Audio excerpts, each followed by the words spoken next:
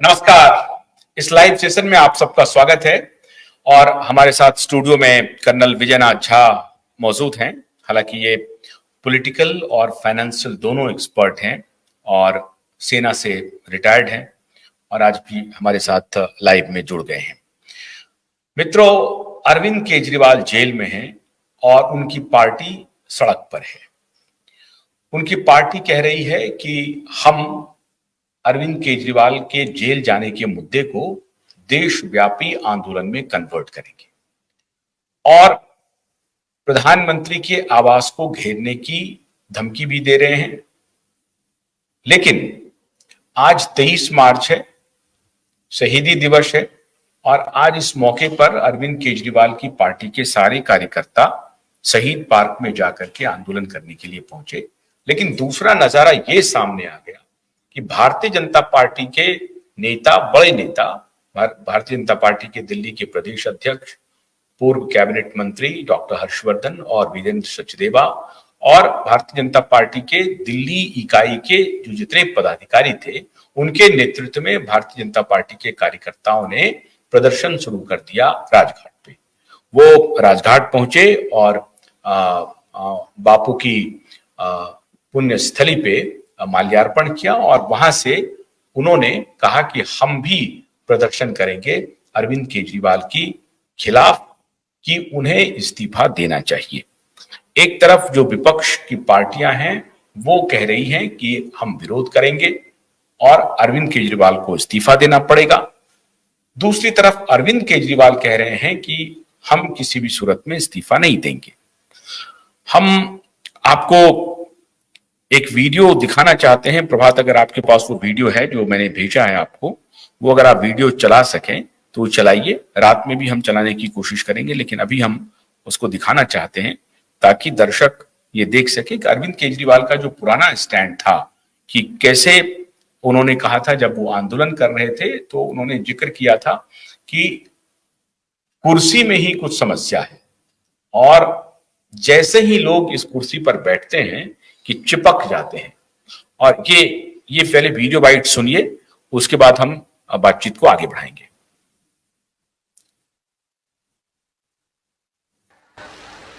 जो इस कुर्सी के ऊपर बैठता है वही गड़बड़ हो जाता है। तो कहीं ऐसा तो नहीं कि इस आंदोलन से जब विकल्प निकलेगा और वो लोग जब कुर्सी पे जाके बैठेंगे, कहीं वो ना भ्रष्ट हो जाएं, कहीं वो ना गड़बड़ करने लगे।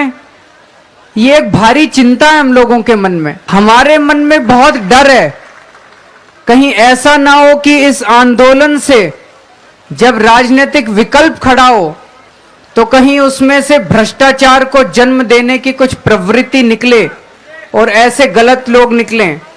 इसके बारे में आप लोगों का क्या कहना है कि जो लोग सत्ता में जाएं वो भ्रष्टाचार ना करें, इसका क्या समाधान है? इसके बारे में भी आप अपनी राय दे तो अच्छा रहेगा।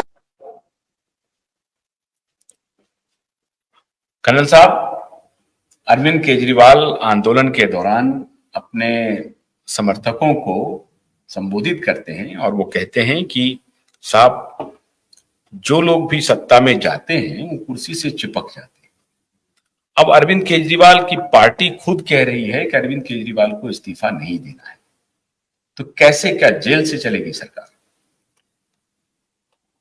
अरविंद केजरीवाल ने स्वयं कहा, हमने अभी देखा और उनकी बात सत्य साबित हो रही है। जो कुर्सी पर बैठता है चिपक जाता है और भ्रष्टाचार के और अग्रसर हो जाता है। आपने जो कहा कि क्या जेल से सरकार चल सकती है? जी नहीं, जेल से कोई सरकार चल नहीं सकती है। कोई प्रावधान नहीं है संविधान में कि जेल से सरकार चलाने के लिए। लेकिन इस पर प्रतिबंध भी तो नहीं है कोई जी हाँ, अगर प्रतिबंध भी ना है और प्रावधान भी नहीं है तो विवेक से काम लिया जाना चाहिए। और जो एक्चुअल रूल्स ऑफ प्रोसीजर है, जो गवर्नेंस चलाए गए, उसके बारे में जानकारी जरूर होनी चाहिए। अभी ये हमारा जो संविधान की रचना हुई थी तब संविधान निर्माताओं ने ये कतई कल्पना नहीं किया होगा कि सरकार का मुखिया को जेल में जाना पड़ेगा भ्रष्टाचारी के आरोप। भ्रष्टाचार बहुत गंभीर आरोप है। कोई भी भ्रष्टाचार नेता को कोई पद ग्रहण करने का अधिकार नहीं है।